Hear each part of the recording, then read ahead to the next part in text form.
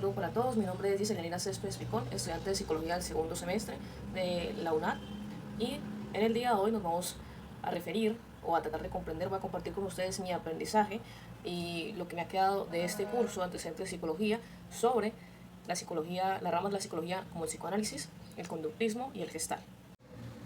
Lo primero que me ha dejado ese aprendizaje es entender que la psicología no es una ciencia única, no es un solo punto de vista, sino que se compone de distintas teorías y puntos de vista que al unirse lo que nos llevan es a comprender de una mejor manera el funcionamiento y lo que significa ser un ser humano. Por ejemplo, en este caso, cuando hablamos del conductismo, del gestal y del psicoanálisis, nos encontramos tres ramas distintas, tres puntos de vista distintos que se formaron en contextos sociales y culturales muy diferentes. Sin embargo, ellos tres han aportado de una forma fundamental a la psicología y al pensamiento y al punto de vista que tenemos hoy en día de lo que es y de lo que significa ser humano. Bien, entonces para iniciar nos encontramos con el psicoanálisis, este planteamiento iniciado por Sigmund Freud, el cual nos busca llevar a comprender el ser humano no solo como algo físico y superficial, sino como que nuestro comportamiento se basa en el inconsciente, como si de una dimensión más profunda de nosotros mismos se tratase, de donde allí radican muchos dolores, traumas y conflictos no resueltos de la infancia que terminan definiendo nuestro comportamiento y nuestra manera de reaccionar ante los eventos en nuestra vida adulta por medio de cosas como el yo, el super yo y el ello, y de cosas como la representación y la interpretación de los sueños. Sigmund Freud y los demás psicólogos y pensadores que apoyan este pensamiento nos llevan a tratar de ver al ser humano no solo como algo tangible, físico, sino también como algo intangible o inmanifestado, que es el inconsciente. Y su frase célebre es que hay que convertir lo inconsciente en consciente,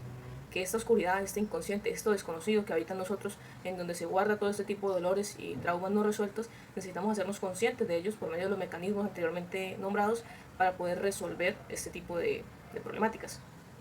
Bien, y siguiendo con el conductismo, nos encontramos un planteamiento que nos lleva a que nuestros comportamientos o nuestras conductas son aprendidas y que se pueden modificar de la misma manera en la cual las aprendimos o usando los mismos mecanismos. ¿Cómo podemos llegar a esta conclusión? Porque psicólogos como John Watson, que son quienes fundan esta corriente psicológica, nos plantean que el ser humano, o para entender la psicología del ser humano, no es tan importante mirar hacia adentro los procesos mentales, sino lo superficial que podemos encontrar, que es la conducta. Esta conducta es lo que nos define como personas, ya que es como nosotros nos expresamos o como nos dirigimos hacia el mundo, como reaccionamos a los estímulos que el mundo nos da. Y por medio de ejemplos y experimentos como el que se realiza con un perro, educando sus glándulas salivales ante una orden o un sonido para que se prepare para comer, nos muestran, nos llevan a entender que justamente nuestra conducta se define por algo que aprendemos y que esta conducta, cada vez que aparece ese gatillo, ese botón que activa la conducta, se va a replicar sin importar el contexto. Entonces es útil, especialmente para ambientes educativos o estudiantiles, entender este punto de la psicología y nos permite a nosotros como psicólogos entender que las conductas humanas se crean bajo un estímulo e igualmente bajo estímulos se pueden modificar. Para finalizar nos encontramos con la Gestalt, este pensamiento psicológico que surge en Alemania de mano de psicólogos como Max Wegener y Kurt Gottfried, que nos plantea que nuestro cerebro estructura la información de una manera organizada y bajo procesos muy específicos, lo cual hace a que como nosotros respondemos ante los estímulos no depende únicamente de la parte o de la situación en específico, sino que el todo, que es una frase célebre de este planteamiento, es que el todo es más que la suma de las partes. ¿Qué quiere decir esto? Que nuestra conducta, nuestra psicología, la manera en la que funciona nuestro cerebro, nuestra emoción y nuestra conducta, no se basa simplemente en partes divididas, sino que es un conjunto, es un todo perfecto que opera como una maquinaria organizada y que en cada ser humano es diferente, porque cada persona ha sido sometida o la vida la ha llevado a vivir situaciones distintas, lo que quiere decir, a diferencia de lo que plantea el conductismo, que ante cierto estímulo todos vamos a reaccionar de X forma, según el Gestalt, la reacción que la persona va a tener ante cierto estímulo no solamente depende del estímulo, sino depende de la estructura mental que a lo largo de su vida se le ha diseñado al individuo, y es eso lo que define cómo la persona actúa ante un estímulo. Por ende, nosotros debemos conocer como psicólogos cuál es esa estructura o cuáles son las bases de la estructura mental o psicológica que tiene la persona para poder entender cómo va a reaccionar o por qué reacciona de cierta manera ante los estímulos y las situaciones que la vida le está trayendo. Esto nos permite entender, como psicólogos, tener una vista más general o más abierta a lo que es la psicología y no basarnos simplemente en un problema específico, sino entender que de raíz el problema está arraigado, o la dificultad que la persona vive está arraigada en un proceso psicológico mucho más profundo y más grande, que está atado a una maquinaria psicológica mucho más amplia de lo que es el simple estímulo y respuesta. Y bien, para concluir podemos darnos de cuenta de que aunque estas tres corrientes psicológicas son distintas y su formación se basó en circunstancias socioculturales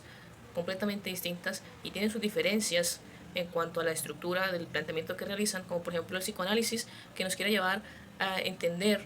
el inconsciente de la persona, algo intangible, algo profundo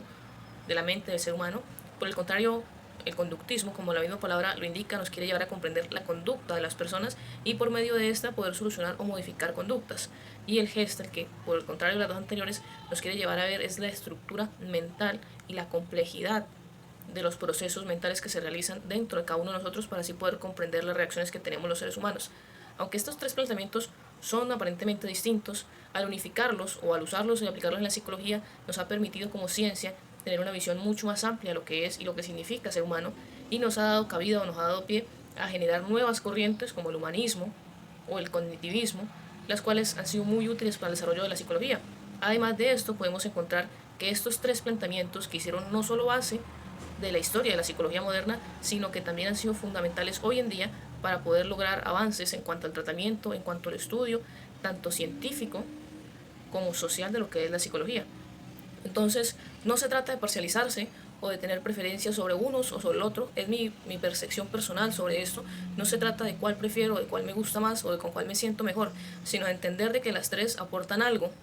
importante para la psicología y cada una de ellas tiene una enseñanza fundamental para nosotros como psicólogos en la vida práctica y a la hora de aplicar nuestra profesión, que básicamente es querer ayudar a los otros, que estas herramientas que nos brindan los distintos tres